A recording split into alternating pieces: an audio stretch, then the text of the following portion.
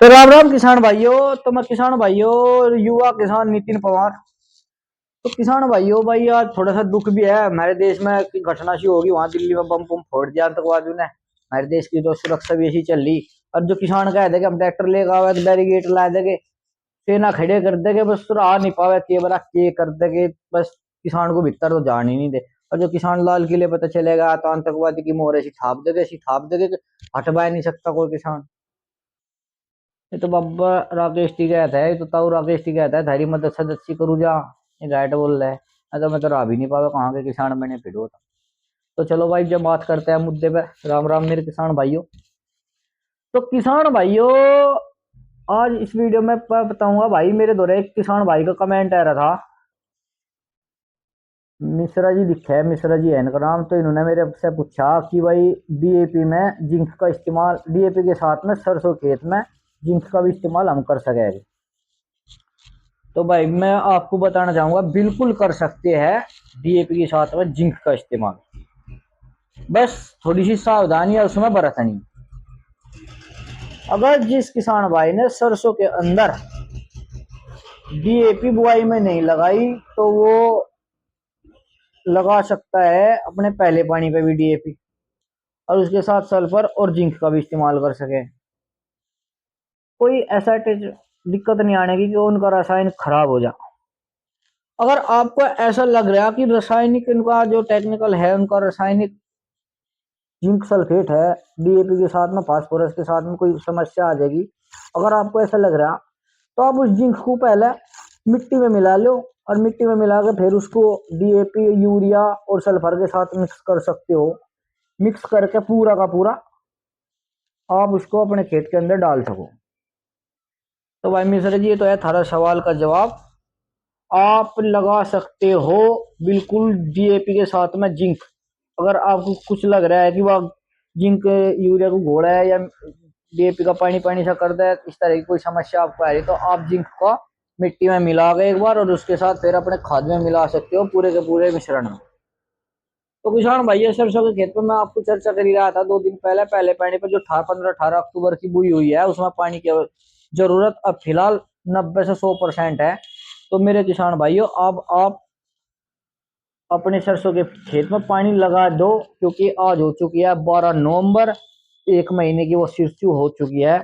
तो काफी अच्छी ग्रोथ और पैदावार उसकी आपको काफी बढ़िया देखने को मिलेगी। तो किसान भाइयों अब हम थोड़ी सी बात करेंगे। गेहूं की बुआई का भी समय नजदीक आ गया। गन्ने वन्ने डाल लिए किसान। तो जिसके किसान के बाद चारे की खेत था खाली पड़ा था उसमें तो लगभग लगा भी दिया गेहूं। बाकी हमारे क्षेत्र में 25 नवंबर से बाद में ही ज्यादातर गेहूं बुआ। तो भाई किसान भाइयों अपना गेहूं की वैरायटी जो लेनी, आज हम इसमें थोड़ी बात बताओगे। हमने इस भाई को बता दिया कमेंट में, इसने पूछ रखा था मेरे से डीएपी जिंक मिला सके क्या? तो भाई वो मिला सके। और भाई अपना गेहूं का जो आपको बुआई करनी, गेहूं की बुआई करनी तो अपना बीज थोड़ा सुरक्षित तरीके से छांटा है, क्योंकि बढ़िया बीज लोगे तो आपको बढ़िया पैदावार मिलेगी। और बढ़िया तरीके से बोओगे उसको तो आपको उसका जमाव भी अच्छी पैदावार गेहूं का खेत देगा।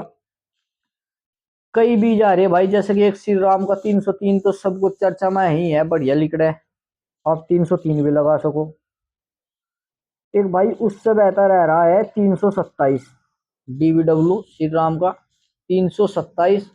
उसको भी आप लगा सकते हो। आपका 6 से 7 कुंटल तक निकलने का लिकड़ा रहता है उसका बढ़िया। ये भी एक बढ़िया है। और एक भाई श्री राम का सुपर 05 SR आ रहा, आप वीडियो में देख रहे होगे बराबर में जो मैं आपको दिखा रहा, ये है श्री राम के ओरिजिनल बीज है। इनको आप लगाओ। श्री राम सुपर 05 SR का भी काफी अच्छा उत्पादन, काफी अच्छी पैदावार ये दे रहा। 2 साल से किसान इसको लगभग लगभग लगा रहे, काफी बढ़िया उत्पादन ये दे रहा है। 7 कुंटल तक ही इसने बताया। एक हमारा पड़ोसी था अंकित भाई है, उसने पिछले साल ही लगाया था। उसके 7 कुंटल का इसने का लिकड़ा लिकड़ा था। थोड़ा महंगा तो है पर लिकड़ा बहुत अच्छा है। किसान भाइयों ये मैंने आपको 3 बीज बता दिए। ये तो आपके नॉर्मल खाद नॉर्मल पानी से हो जाएंगे। और कुछ बीज ऐसे है जैसे कि एक श्री राम का 371 होया, 252 होया। ये जो बीज है ये भी अच्छी पैदावार देने वाले बीज है, लेकिन फर्क थोड़ा सा है। और इन है जो हम अपने खाद की डोज दे, वह हमें, अगर हम 1 किलो की कोई डोज है, जैसे कि हम जिंक सल्फेट का इस्तेमाल करें, 1 किलो दे रहे, तो जिंक हमें इसमें 252 को 371 72 को 1.5 किलो देना पड़ेगा। इसकी हमें डोज बढ़ानी पड़ेगी। अगर एकड़ में एक बैग, एक बोरी यूरिया देना, तो इसको 1.5 बोरी यूरिया हमें देना पड़ेगा। इससे हमारी पैदावार जी बहुत थोड़ी सी बढ़ेगी। तो मेरे सभी किसान भाइयों, इन 5 बीज में से आप कोई सा भी बीज लगा सको, काफी अच्छी पैदावार देगा और बेहतर लिकड़ा रहेगा, और 5 से 6 कुंटल तक की इसकी उपज बीघे पर आ जाती है। तो सभी किसान भाई अपना बीज का चयन करके ही बीज की बुआई करें, क्योंकि आज किसान की हालत ऐसी है, अगर उत्पादन न है तो खेत में तो नुकसान काफी मोटा रहे। ये कहे तो कुछ नहीं होता कि हमारे 7 कुंटल का लिकड़ गया या 170 कुंटल का ईंख हो गया बीघे का, ऐसा कुछ नहीं है। लागत घनी आवे, लिकड़ा कम रह जात भाई, कोई किसान थोड़ा परेशान है। इस बात को समझो। अगर तुम्हें खेती बढ़िया करनी तो अपने हिसाब से ले ना करो, थोड़ा सा सोच कर करो, नॉर्मल बुद्धि ना रखो पिछले वाली। किसान देख कि खेती तो करेगा बा, हमारा किसान वही जो अनपढ़ रहेगा, पढ़ा लिखा नहीं कभी खेती करेगा। पढ़ा लिखा तो धरती के गुण बतावे बेचने के, और वहां बेच के से 20 लाख रुपए बीघा बेच के 20 लाख रुपए के वहां ला लेंगे, बनते इतने आ जाएंगे। वे तो ये बताओगे इस चक्कर में तो बिल्कुल ना ही हो। पर अपनी थोड़ी सी सोच बढ़ाओ, ऐसी चीज को चुनो, ऐसे बीज को चुनो जो आपकी पैदावार को बढ़ा दे। तो आप जैसे कि है, इन 5 बीज में से कोई सा भी बीज लो, 303, 327, सुपर 05 SR, 252, 372, और भाई दो एक बीज से और मैंने लिख रखे थे, भी बता दूं मैं आपको। 3 बीज और है, ये 2001, 3001, 2003, ये श्री राम ग्रुप के है,